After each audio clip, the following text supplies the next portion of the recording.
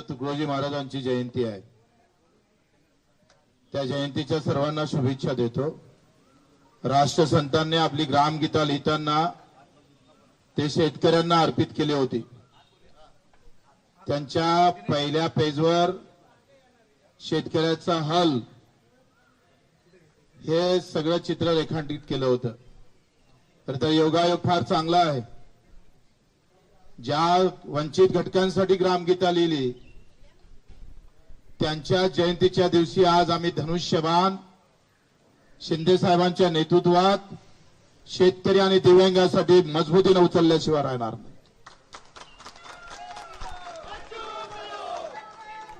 जिथं आहे तिथं प्रामाणिकपणे तेवढ्याच ताकदीने राजकारणात आता आमचा इथून इकडे प्रवास शिंदे साहेबांच्या नेतृत्वात शिवसेनेत राहणार आहे।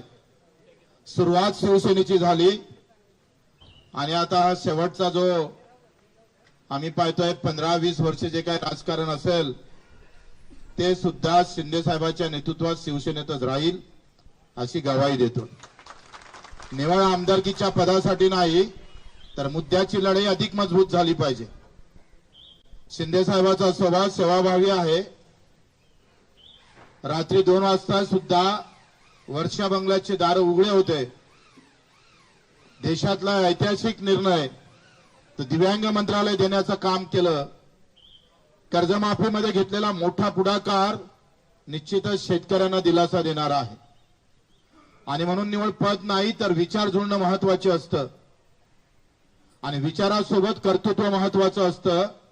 त्या दोनही गोष्टी आम्ही शिंदे साहेबांमध्ये पाहतो आणि म्हणून आपण पाहतो का ही लढाई फक्त पदापुरतीच मर्यादित राहणार नाही तर आम्ही जे मुद्दे दिले मग दिव्यांगाचं बळकटीकरण असेल, मंत्रालयाचं पेरणी ते कापणीपर्यंत सगळे कामं असेल, शेतकऱ्यांची मजुरांची असेल, हमी भावाची लढाई असेल, आमच्या विधवा भगिनीची लढाई असेल, कामगारांची लढाई असेल आणि युवकांच्यासाठी एक वेगळं धोरण, या सगळ्या बाबतीत ही चर्चा झाली आणि मुद्द्यावर चर्चा करून आपण हा निर्णय घेतलेला आहे।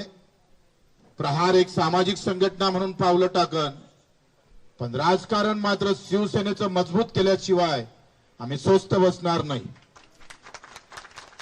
या महाराष्ट्राच्या कानाकोपऱ्यात जिथे जिथे उभं करता येईल शिवसैनिक उभा करू आणि तो शेतकऱ्यांसाठी, खऱ्या अर्थानं मजुरांसाठी, वंचितांसाठी आणि अधिक दृढ सेवेसाठी जो छत्रपती शिवरायानं जो विचार ठेवला होता, आखरी हे राज्य रयतेचं आहे, ते रयतेचं राज्य पुन्हा निर्माण व्हावं आणि त्या सर्वोच्च गादीवर पुन्हा आम्हाला शिंदे साहेब दिसावं यासाठीच आमचे प्रयत्न राहणार आहे। म्हणून मी आपले आभारही मानतो शिंदे साहेबांचे। आखरी त्यांच्या नावाचा नाथ आहे आणि अनाथांचे ते नाथ पण आहे। तोच एक विचार घेऊन आम्हाला समोर जायचं आहे। मी आपले मनपूर्वक आभार मानतोय। फक्त आम्ही पाहतोय आमदारकीचे साठी नव्हे तर हे जे मुद्दे आहेत ते आता मोठ्या शिवसेनेच्या हाती जावं आणि हा अजेंडा आम्ही पाहतोय भगवा झेंडा घेऊन राबवणार आहोत। तो अजेंडा प्रहारचा पांढरा झेंडा घेऊन राबवत होतोय। आता झेंडा बदलला जरी असला तरी अजेंडा मात्र कायम आहे, लक्षात ठेवा आणि तोच अजेंडा घेऊन आपण समोर जाऊ। जी सावंतजी असेल यांनी फार आमच्यासाठी सगळं मेहनत केली। आमचे एकनाथजी शिंदे यांनी खरं तर माझ्यासारख्या एका कार्यकर्त्याला समजून घेतलं। आपण सर्व कार्यकर्त्यांनी सुद्धा या सगळ्या अगदी वेळेवर सगळे मुंबईतले कार्यकर्ते इथे उपस्थित राहिलात आणि 25 वर्ष एकनाथजी आम्ही स्वातंत्र्य म्हणजे मी 4 वेळा अपक्ष निवडून येणारा मला वाटते महाराष्ट्रात माल्याशिवाय दुसरा नाहीये। कोणत्याही मोठ्या पक्षाचं पाठबळ नसताना आम्ही ही आतापर्यंत हे सगळं काम सांभाळलं। आता अधिक ते जोमानं आपण सांभाळू। आपण सर्वांचं मी कार्यकर्त्यांचे आभार मानतो। अतिशय प्रामाणिकपणे जिथं राहिलं तिथं प्रामाणिकपणे काम करू, अतिशय प्रामाणिकपणे समोर जाऊ। सर्व कार्यकर्त्यांनी जे मेहनत घेतली सगळ्यांचं नाव घेतलं तर अधिक रागरूग नको म्हणून नाव घेत नाही।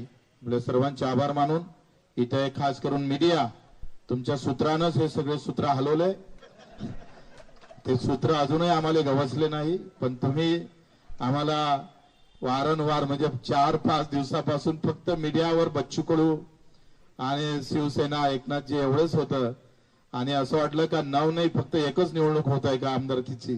म्हणून मीडियाचे पण आभार धन्यवाद देतो आणि ते 2 शब्द संपवतो.